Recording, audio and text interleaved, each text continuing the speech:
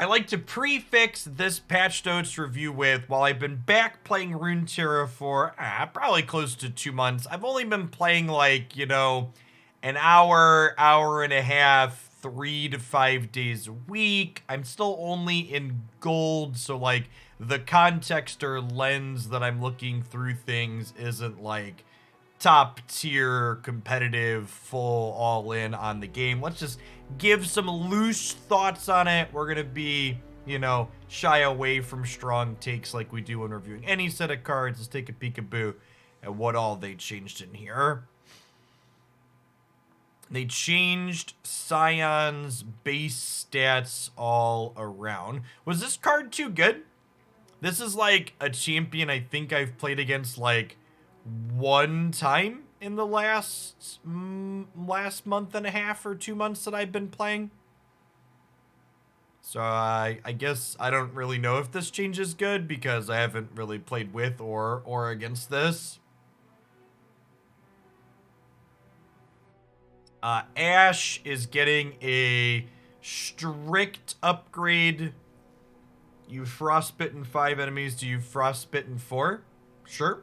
Strict upgrade. Trundle is getting his 6th point of toughness back. Sure, both of these buffs seem good. I haven't seen either of these champions since I've been back playing. They're making Anivia better. I don't know if I like this change. Anivia is the kind of champion that the types of decks it goes in are usually like effectively the blue-white control decks of Runeterra. And they tend to not generate a great play experience. Kindred. I like changes like this overall from a theory perspective. So this isn't a nerf or buff. It's a side grade strictly. It could end up being better, obviously. A 4-cost 4/3 versus a 5-cost 4/4. That being said, the design on Kindred is kind of similar to Anivia in that it's one that I think is a little bit dangerous. It's the champions like Kindred especially that sit back on the bench and don't get involved in combat to generate value are a little bit scary from a type of gameplay they could generate. Kindred is adorable. Yeah, so like for what it's worth, I think Anivia is a sweet card. I just think much like Magic the Gathering, I often say decks like Blue, White, and Jeskai Control should never be the best deck in a Magic format because it just feels awful when they're the best deck. And I think Anivia is the same way in Runeterra. I think it's fine if an Anivia deck is like fringe playable or like B tier playable, but in the event that like what this champion is doing is the best deck in the format, I think that format's probably not going to be very fun. And like obviously we don't know if this is going to put this into, best deck or past B tier territory, so it might be a fine change, but it's one that I look at and go, this is one that could cause problems if it pushes this too hard, because this type of card and the types of decks that it goes in tend to be kind of toxic. Effect triggers when playing an ally. Effect triggers on summoning another ally. This is a strict upgrade, but it's a pretty minimal upgrade. Like, what are the instances where you're summoning something instead of playing it, where it really triggers? Vile Feast? Sure.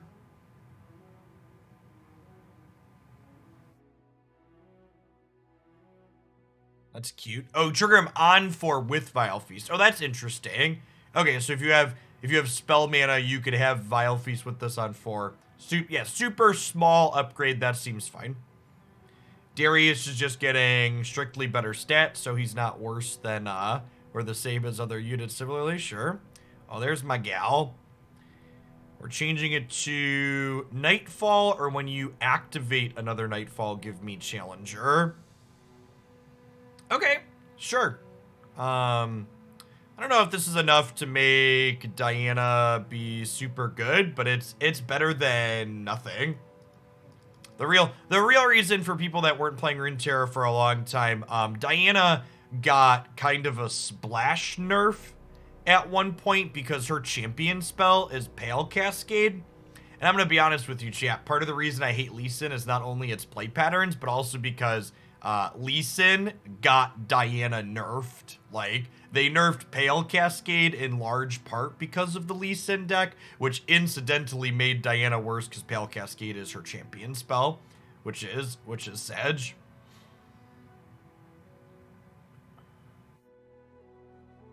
We're giving this more stats. Sure. This is a good change. Your multi-region units cost 1 less. The first multi-region unit you play each round costs 1 less. It's probably still playable. It, like, is a 2/2 for 3 that, like, draws you a card when it comes into play still. So this is fine. Honestly, I'd like to see Pale Cascade, the Pale Cascade nerf get reverted. And I think if reverting the Pale Cascade nerf makes Lee Sin too good, you should finally just, like, whack Lee Sin. Shellfolk.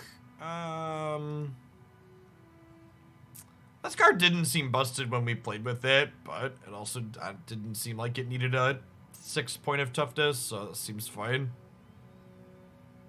When I'm summoned or attack to...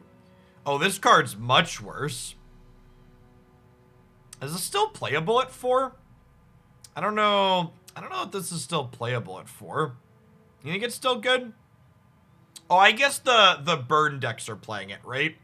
Like the Kate Teemo deck we played the other day that had this in it, like, that deck, it felt like it was struggled to be playable. It's a 3/5 that's a must block, I guess. No value the turn you play it is a pretty big downside though. This is a pretty big nerf. The fact that you won't be able to play this off of just spell mana when you plunder is a big deal. This will incidentally make the GP Sedge deck. Oh, it doesn't get notified anymore, is worth noting too. I think this is probably targeting the GP Sedge deck. That deck is very, very good. I don't think making that deck worse is a bad thing.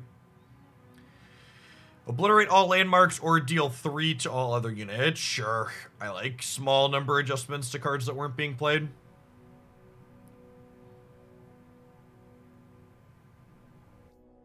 Ha! So this is just going to be more likely to draw you extra cards? Sure.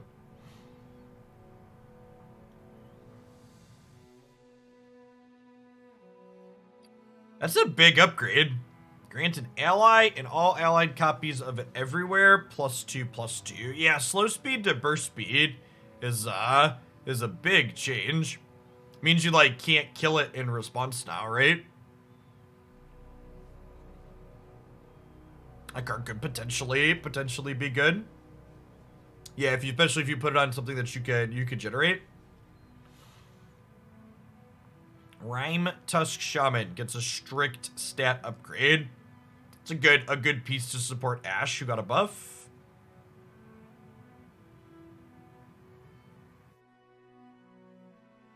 So this is a strict upgrade because if you have a Poro ally, meant you had to have one in play, right? So Behold a Poro means you could play this with bigger Poros in hand and still draw one.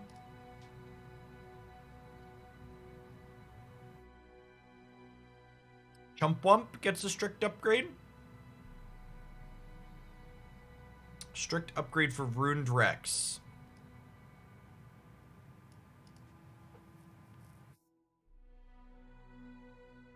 Okay, and it can theoretically target more things. That probably doesn't come up very often. It's for each card you've drawn, so having drawn 6 cards around before you play this is pretty unlikely. Coral Creatures got more stats. This was made cheaper.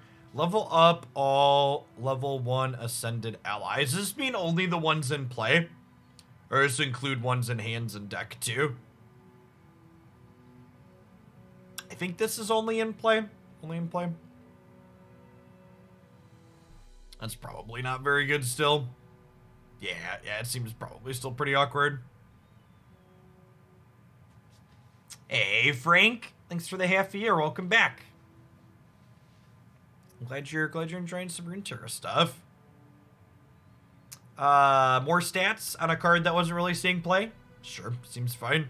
I think so. Like, one of the things, and this is one of the things that's great about a digital card game, while it's obviously very difficult to like sculpt a perfect format, and there's a lot of little things that go into it, just lots of constant little changes like we're seeing in this patch are really good.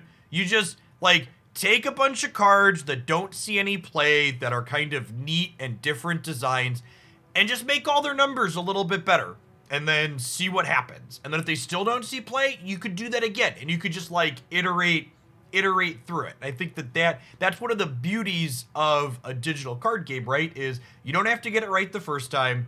You have to, is that what or that remains to be seen. So we haven't gotten a patch for Magic's Alchemy format yet. We're supposed to get the first one this month, theoretically, and hopefully we're gonna see stuff like this. But Riot's been doing this for a little while, and they seem to know what they're doing. Like, all these little changes are good.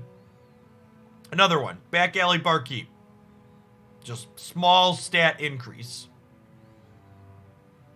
Buried Sundisk. This summons me if all of your cards are streamed. Okay, so this like saves you a mana and a turn action on one. Vengeance is going down to 6. Our murder no longer costs 7, chat. It now costs 6. Sure. I don't know if this card was struggling to see play. People will be happy with that. We added a card type.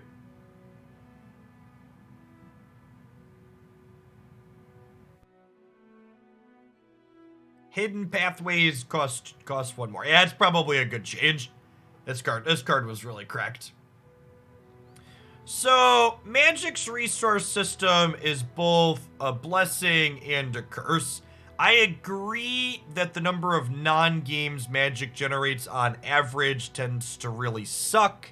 That being said, one thing where, we have extra shinies at the bottom. One thing where Magic still excels that Runeterra is probably never gonna get close to matching is Magic's deck building depth is just something Runeterra will probably never come close to because of how rigid the restrictions are in terms of what combination of cards you can play in Runeterra.